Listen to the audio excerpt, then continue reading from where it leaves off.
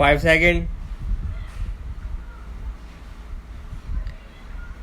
Such being the nature and character of Strindhan of a woman, it is difficult to countenance the view of the Punjab and Haryana High Court in Vinod Kumar Sethi and ORS versus State of Punjab and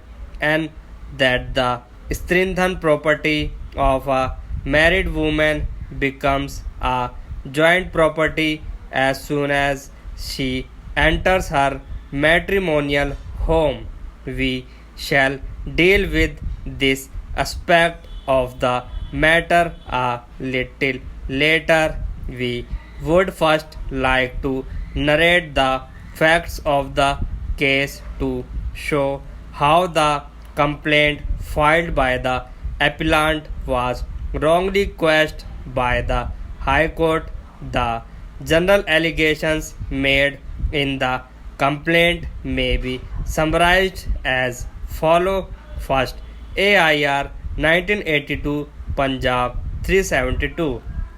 Similarly, as regards the first category of articles meant for the exclusive use of the bridge, she would retain her pristine ownership therein, irrespective of her entry and presence in the matrimonial home or that of her parents in law.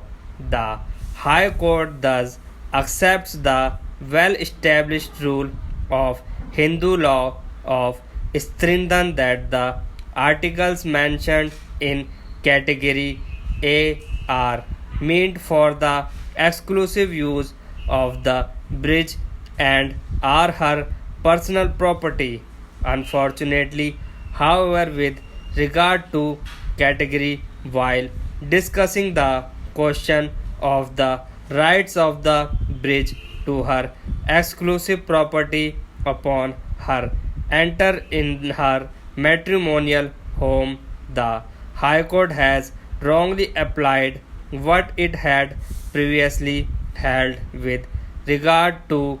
category. In one breath, the judges says that the bridge is entitled to retain her ownership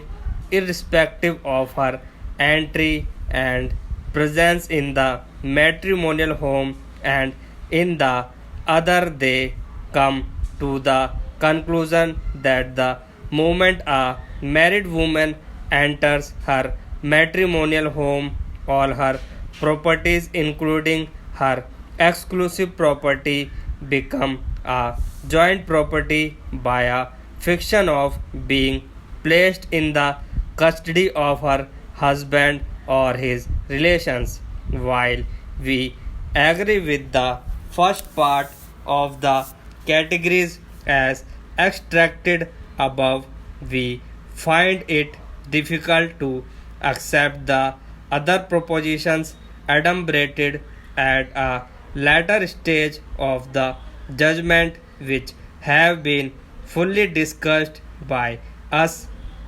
We fail to understand how the High Court, while finding that joint enjoyment does not divest a Hindu wife of her exclusive ownership, still choose to treat it a joint property of the two spouses by the mere phantom of joint user. The two views expressed by the High Court stand contradicted by its own findings and are wholly understandable. Thus, a detailed analysis of the judgment of the Punjab and Haryana High Court in Vinod Kumar's case appears to us to be a mass of conclusion and lack both clarity and coherence.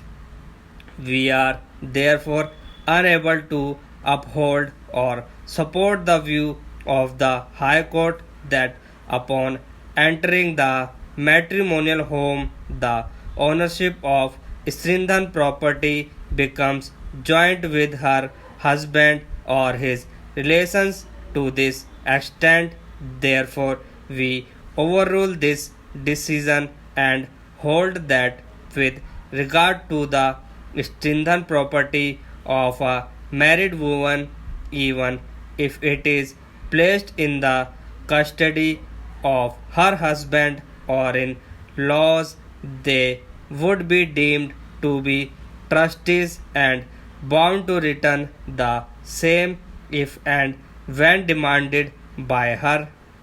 Emphasis supplied, we fully endorse this decision and hold that it lay down the correct law of the subject. First, 1974 for SSC 230. There is a judgment of the Allahabad High Court which more or less take the same view as the Punjab and Haryana High Court in Vinod Kumar's case Supra. In Criminals Miscellaneous Case number 676 of 1981 connected with Criminal Miscellaneous Case number 2753 of 1981. Kailash Nath Agarwal and ORS versus Prem Pal Agarwal and NR decided on 22/12/1983. The Allahabad High Court, out of the three categories laid down by Punjab and Haryana High Court in Vinod Kumar's case, accepted only the third category articles which constitute the individual property of the person for whose use it was given and held that the rest of the property falling under categories A and B would be property exclusively meant for the use of the bridge, and once it was brought to the family home, the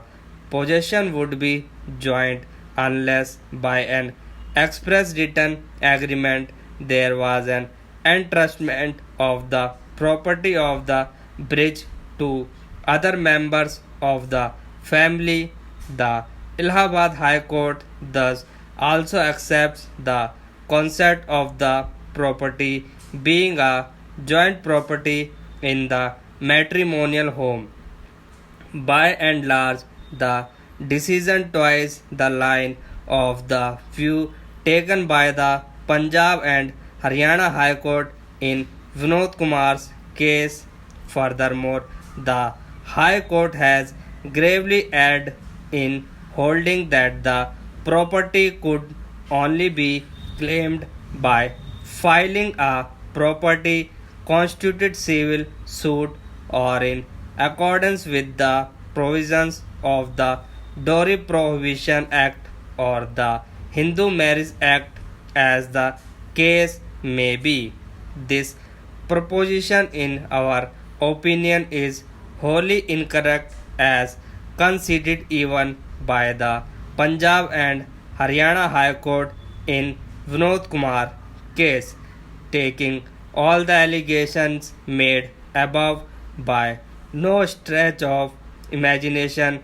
can it be said that the allegations do not prima facie amount to an offense of criminal breach of trust against the respondent.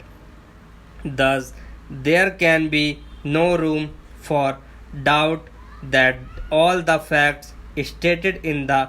complaint constitute an offense under as 406 IPC, and the appellant cannot be denied the right to prove her case at the trial by preempting it at the very behest by the order passed by the High Court. We therefore overrule the decisions of the Punjab and Haryana High Court in Vinod Kumar's case. By way of postscript, we might add that we are indeed amazed to find that so deeply drawn and inherently engrossed are some of the high courts in the concept of matrimonial home qua the Strindhan property of a married woman that they simply refuse to believe that such properties are meant for the exclusive use of the wife and could also be legally entrusted to the husband or his relatives. Thus, if the husband or his relatives misappropriate the same and refuse to hand it over to the wife and convert them to their own use, and even though these facts are clearly alleged in a complaint for an offense under section 405 406 IPC, some courts take the complaint it is not maintainable.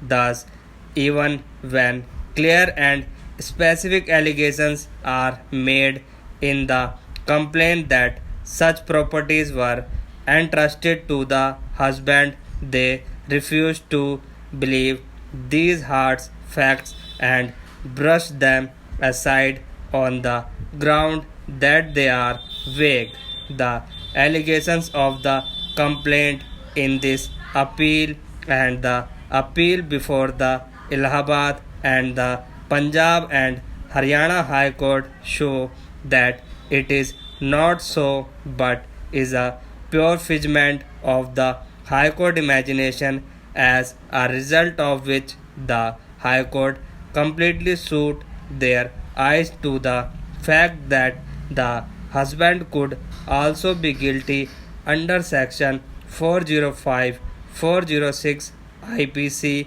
in view of the clear allegations made in the complaint. In other words, the High Court simply refused to believe that there can be any such entrustment, and even if it is so, no offense is committed. Such an approach amounts to a serious distortion of the criminal law, resulting in perpetrating grave and substantial miscarriage of justice to the wife at the hand of the high courts. We cannot countenance such a wrong and perverse approach.